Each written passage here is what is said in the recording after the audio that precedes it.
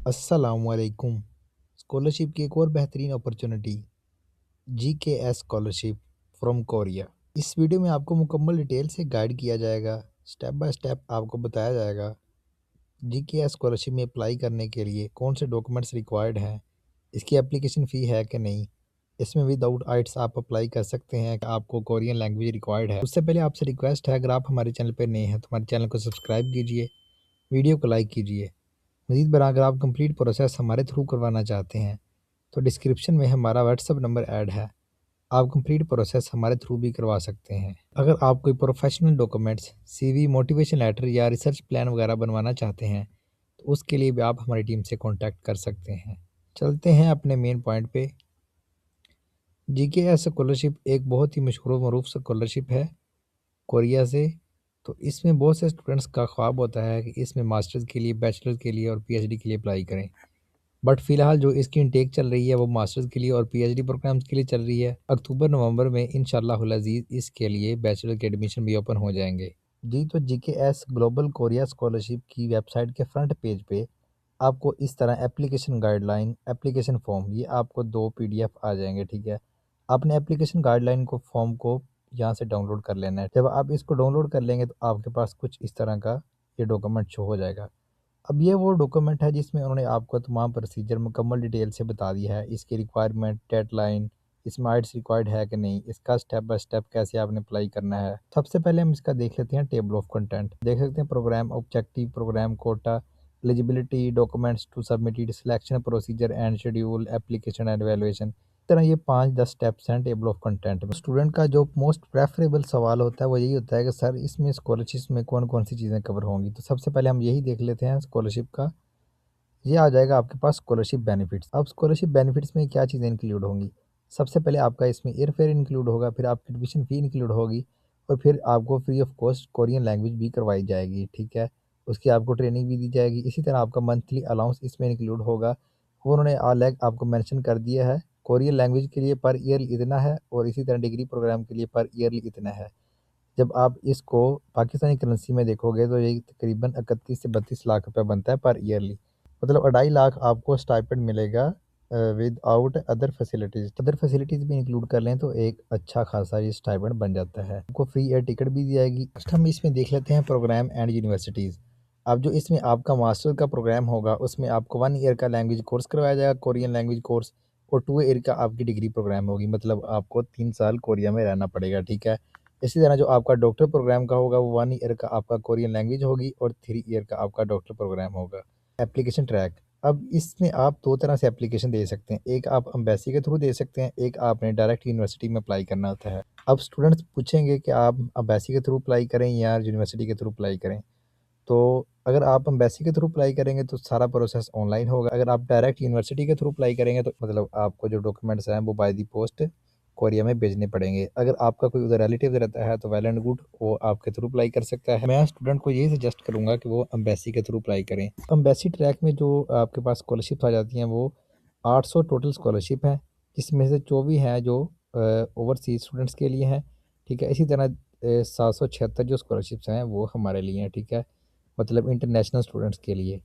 अब जो university track है इसमें आपके पास 1200 टोटल स्कॉलरशिप आ जाती है, जिसको उन्होंने 4 से 5 हिस्सों में डिवाइड कर दिया है, आप देख सकते हैं। मतलब टोटल स्कॉलरशिप इधर बन जाती है 2000, जो कि एक अच्छा खासा हजम है। तो स्टूडेंट को लाजमी इस अपॉर्चुनिटी को अवेल करना चाहिए। बहुत ही ज़्यादा स्कॉलरशिप हम देख लेते हैं कि इसमें आपके पास कौन से प्रोग्राम्स होंगे और कौन सी जो यूनिवर्सिटीज़ हैं, ठीक है। इधर उन्होंने लिख दिया है available field of study and universities, all academic field established by the JKS participating universities. मतलब इसमें तमाम जो हैं वो डिपार्टमेंट्स इंक्लूड हो गए उस यूनिवर्सिटीज़ के जो जेकेएस प्रोग्राम में पार्टिसिपेटिंग हैं, ठीक है। मतलब जो जेकेएस स्कॉलरशिप में जो यूनिवर्सिटीज़ आती हैं उस यूनिवर्सिटी में जो प्रोग्राम्स ऑफर हो रहे हैं वो सभी इंक्लूड हैं। इधर आ रहा है आपके पास अवेलेबल यूनिवर्सिटी टाइप। इसमें जो आपके पास यूनिवर्सिटीज़ होती हैं उनको भी उन्होंने 2 हिस्सों में डिवाइड कर दिया है। सबसे पहले टाइप ए, नेक्स्ट है टाइप बी। में यूनिवर्सिटीज़ आती हैं ये समझ लें आपके ये टॉप 10 यूनिवर्सिटीज़ होती हैं, और जो टाइप बी में आती हैं ये थोड़ा सा लो रैंक यूनिवर्सिटीज़ होती हैं, बट इनके हाई एक्सेप्टेंस रेशियो होता है as compare to type A. अब ये आप पूछेंगे कि सर यूनिवर्सिटीज़ जो हैं वो टॉप 10 ये हैं बट एक्सेप्टेंस रेशियो इसका है। मतलब मैं आपको समझाना ये चाह रहा हूँ कि जो टाइप ए की यूनिवर्सिटीज़ हैं, इसमें मेरिट बहुत ज़्यादा होता है, क्योंकि इंटरनेशनल स्टूडेंट्स ने अप्लाई करना होता है ऑल ओवर द वर्ल्ड। तो उस लिहाज से इसमें मेरिट ज़्यादा होता है, इसमें आपके चांसेस कम होते हैं। बट मैं आपको यही सजेस्ट करूँगा कि आप 2 ही टाइप ए से अप्लाई करें और इसी तरह 2 ही टाइप बी से अप्लाई करें। जो टाइप बी होता है, इसमें जो स्टूडेंट्स हैं वो कम अप्लाई करते हैं, तो इसमें मेरिट भी कम होता है। इधर उन्होंने अलग भी मेंशन कर दिया है, available universities by application track, मतलब अगर आपने एम्बेसी ट्रैक के थ्रू अप्लाई करना है, तो जनरल में जो है वो आपके पास टाइप ए और टाइप बी दोनों आ जाएँगी। इसी तरह जो ओवरसीज़ कोरियन है, उसमें भी आपके पास टाइप ए और टाइप बी आ जाएगी। तो embassy track applicant may choose up to 3 different universities from type A and type B and must apply at least one of the universities from type B. इसका मतलब ये है, जो applicant है एम्बेसी ट्रैक में जिन्होंने अप्लाई करना है, वो 3 यूनिवर्सिटीज़ को सिलेक्ट कर सकते हैं, बट टाइप बी में से उनको 1 यूनिवर्सिटी लाज़मी सिलेक्ट करना पड़ेगी। बट हम स्टूडेंट को यही रिकमेंड करते हैं कि आप टाइप बी में से भी 2 यूनिवर्सिटी चुनें और टाइप ए में से भी 2 यूनिवर्सिटी सेलेक्ट करें। इस तरह आपके जो चांसेस होते हैं स्कॉलरशिप के, वो इनहेंस हो जाते हैं। नेक्स्ट आ रहा है यूनिवर्सिटी ट्रैक। इसमें उन्होंने प्रोग्राम भी बता दिए हैं, अवेलेबल यूनिवर्सिटीज़ भी बता दी हैं। अब जो जनरल है, इसमें टाइप ए और टाइप बी दोनों टाइप की यूनिवर्सिटीज़ आ जाती हैं। इस तरह RGKS है, इसमें टाइप बी की यूनिवर्सिटीज़ आ जाती हैं और रिसर्च के लिए टाइप ए और टाइप बी की दोनों यूनिवर्सिटीज़ आ जाती हैं। इसी तरह R&D, इसमें 60 डिपार्टमेंट हैं और टोटल 25 इंस्टीट्यूशन हैं, ठीक है। इसमें आपके पास स्पेशलाइजेशन में भी आपके पास ये आ जाते हैं, ठीक है। ये यूनिवर्सिटीज़ भी आ जाती हैं, उन्होंने मेंशन कर दी हैं। ग्लोबल नेटवर्क, इसमें 7 डिपार्टमेंट्स हैं और 6 इंस्टीट्यूशन हैं जो उन्होंने आगे आपको मेंशन भी कर दिए हैं, ठीक है। पे आ रहा है इंटरनेशनल ऑर्गेनाइजेशन। इसमें टाइप ए और टाइप बी की दोनों यूनिवर्सिटीज़ आ जाती हैं। Applicant may apply to any department within the general और specialization program under the university track, ठीक है। जो एप्लीकेंट है वो जनरल और स्पेशलाइजेशन प्रोग्राम दोनों में अप्लाई कर सकता है यूनिवर्सिटी ट्रैक में। एक और पॉइंट इंपॉर्टेंट आ रहा है, प्रोग्राम कोटा। अब जो इसमें उन्होंने जो कंट्रीज़ हैं वो मेंशन कर दिए हैं कि इस कंट्री का इतना कोटा है और इस कंट्री का इतना कोटा है। तो आप जिस कंट्री से हैं आप कंसल्ट कर सकते हैं। फॉर एग्ज़ाम्पल हम हैं पाकिस्तान से, तो आप पाकिस्तान का जो है वो कोटा इधर देख सकते हैं, ठीक है, उन्होंने मेंशन कर दिया है। अब वो स्टूडेंट जो स्पेशलाइज़ेशन के हैं, मतलब रिसर्च के हैं, उन्होंने उनके लिए यूनिवर्सिटीज़ भी मेंशन कर दी हैं, उनके डिपार्टमेंट भी मेंशन कर दिए हैं और उनका कोटा भी मेंशन कर दिया है। आप इधर से भी कंसल्ट कर सकते हैं। नेक्स्ट एक और इम्पोर्टेंट पॉइंट आ रहा है, लेवल ऑफ एजुकेशन। इसमें उन्होंने आपको डिग्री भी बताई है और मास्टर डिग्री भी बताई है, ठीक है। जिन्होंने मास्टर के लिए अप्लाई करना है उनके पास बैचलर की डिग्री होनी चाहिए, जिन्होंने डॉक्टर के लिए अप्लाई करना है उनके लिए मास्टर की डिग्री होनी चाहिए। इस तरह जिन्होंने पोस्ट डॉक्टरल प्रोग्राम के लिए अप्लाई करना है उसके पास डॉक्टरल डिग्री होनी चाहिए। इसी तरह नेक्स्ट उन्होंने आगे भी बता दिया। तो एक और बात उन्होंने इस पैराग्राफ में क्लियर की है, जो कि अक्सर स्टूडेंट का सवाल भी होता है कि सर हमारी डिग्री नहीं हुई बट हमारा लास्ट सेमेस्टर चल रहा है या हमारा लास्ट ईयर चल रहा है, तो हम अप्लाई कर सकते हैं। तो इधर उन्होंने आपको बता दिया है कि ऑफ कोर्स आप अप्लाई कर सकते हैं।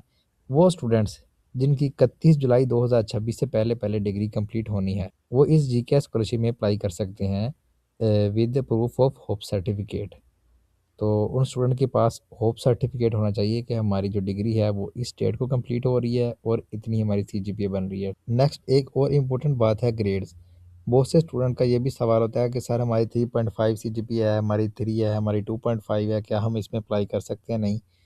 तो आप इधर दे सकते हैं। उन्होंने जो सीजीपीए का क्राइटेरिया है वो भी इधर मेंशन कर दिया है, CGPA must be equal to or above 2.64 और 2.80, 2.91, 3.3, ठीक है, 3.23। तो मतलब जो स्टूडेंट की सीजीपीए है वो कम से कम 2.64 होनी चाहिए, इससे नीचे उनकी सीजीपीए नहीं होनी चाहिए।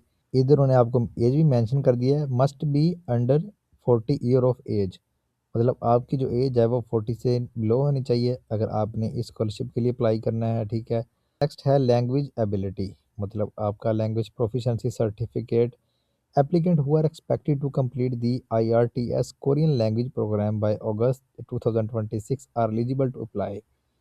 मतलब वो एप्लीकेंट जिनका जो IRTS कोरियन लैंग्वेज टेस्ट है ये अगस्त 2026 में कंप्लीट हो रहा है, तो वो इस स्कॉलरशिप के अप्लाई कर सकते हैं। अब इधर कुछ स्टूडेंट पूछेंगे कि सर हमारे पास तो कोरियन लैंग्वेज टेस्ट नहीं है, हम कैसे अप्लाई करें? तो उधर इन्होंने मेंशन कर दिया है, applicant who have not yet obtained a valid TOPIK certificate at the time of application may still apply। मतलब वो स्टूडेंट जिनके पास कोरियन लैंग्वेज टेस्ट नहीं है वो भी इस स्कॉलरशिप में अप्लाई कर सकते हैं। बाकी नेक्स्ट उन्होंने आपको बता दिया कि all applicant must be have good mentally and physically health to study in Korea for full duration program, ठीक है, तो ये तो एक नॉर्मल सी बात है। अब next most important point application method के आपने अप्लाई कैसे करना है, एम्बेसी ट्रैक के थ्रू और यूनिवर्सिटी ट्रैक के थ्रू। तो अगर तो आपने एम्बेसी ट्रैक के थ्रू अप्लाई करना है तो मैंने ये आपको वीडियो के स्टार्ट में ये बात बताई थी कि ऑनलाइन एप्लीकेशन आपको सबमिट करना होगी, ये उन्होंने आगे उनका लिंक भी दे दिया है, ठीक है। इस लिंक पे आप क्लिक करेंगे तो आप जो है वो ऑनलाइन अपनी एप्लीकेशन एम्बेसी ट्रैक में सबमिट कर देंगे, वो एम्बेसी ट्रैक में जाएगी। उसके बाद जो है वहाँ से अप्रूवल होके तो आप स्कॉलरशिप के लिए अप्लाई करेंगे, ठीक है। नेक्स्ट है यूनिवर्सिटी ट्रैक। अब यूनिवर्सिटी ट्रैक में मैंने आपको ये बात आगे भी क्लियर की थी कि आपको जो है वो बाय पोस्ट तमाम डॉक्यूमेंट्स अपने भेजने पड़ेंगे। Point most important point, documents to be submitted, list of document to submitted. अब जो डॉक्यूमेंट आपने सबमिट करवाने हैं, इधर उन्होंने आपको डॉक्यूमेंट भी बता दिए हैं, ठीक है, उनके आगे लिख भी दिया है कि ये रिक्वायर्ड है या नहीं रिक्वायर्ड, या इंपॉर्टेंट है या मैंडेटरी है कि नहीं, तो ये भी उन्होंने आपको इधर मेंशन कर दिया। सबसे पहला डॉक्यूमेंट है एप्लीकेशन फॉर्म। मैं आपको ऑलरेडी बता चुका हूँ कि आपने जो है वो जो फ्रंट पेज है जीके स्कॉलरशिप का, वहाँ एप्लीकेशन फॉर्म पड़ा है, उसको आपने डाउनलोड करना है, तो आपने उसको फिल कर देना है सिस्टम के अंदर ही, ठीक है। तो ये इधर उन्होंने आपको मेंशन भी कर दिया है, फिल आउट ऑन सिस्टम। आपके पास जो डॉक्यूमेंट आ जाता है पर्सनल स्टेटमेंट, ये आपने बहुत ही ध्यान से फिल करना है, ये भी आपने सिस्टम के अंदर ही फिल कर देना है। इसी तरह थर्ड पॉइंट आ जाता है सर्च प्रपोजल, मतलब स्टडी प्लान, ठीक है, तो ये भी आपने इसी तरह फिलअप करना है, ये भी रिक्वायर्ड डॉक्यूमेंट्स हैं, मतलब मैंडेटरी डॉक्यूमेंट्स हैं, इधर उन्होंने आपको मेंशन भी कर दिया है रिक्वायर्ड। तो ये भी सिस्टम के अंदर ही आपने फिलअप करना है, उन्होंने स्पेस छोड़ी होगी, आपने उधर ये अपना सर्च प्लान जो है वो ऐड कर देना है। सर्च प्रपोजल, अब ये उन्होंने आगे मेंशन कर दिया है कि ये जस्ट जो है वो रिसर्च प्रोग्राम जो एप्लीकेंट है उनके लिए है, बाकी और किसी के लिए नहीं है, इधर उन्होंने आगे आपको नील भी कर दिया है, ठीक है। वन लेटर रिकमेंडेशन, अब लेटर ऑफ रिकमेंडेशन आपने जो है वो एक फ़ाइल है, ये आप हमसे भी ले सकते हैं या आपके इधर इसी वेबसाइट पे पड़ी है, आप उधर से भी डाउनलोड करके इसको, मतलब लेटर ऑफ रिकमेंडेशन है, इसको आप फिलअप करोगे, ठीक है। तो फिर आपने वो फाइल जो है वो आपने स्कैन करके इधर अपलोड कर देनी है, ठीक है letter of invitation, point number 6, issued by the research university, ठीक है, तो ये भी नील है, ये भी रिक्वायर्ड नहीं है। Korean language programme exemption application, ठीक है, only applicable for current academic professor applicant, ये ऑप्शनल है, ये भी रिक्वायर्ड नहीं है।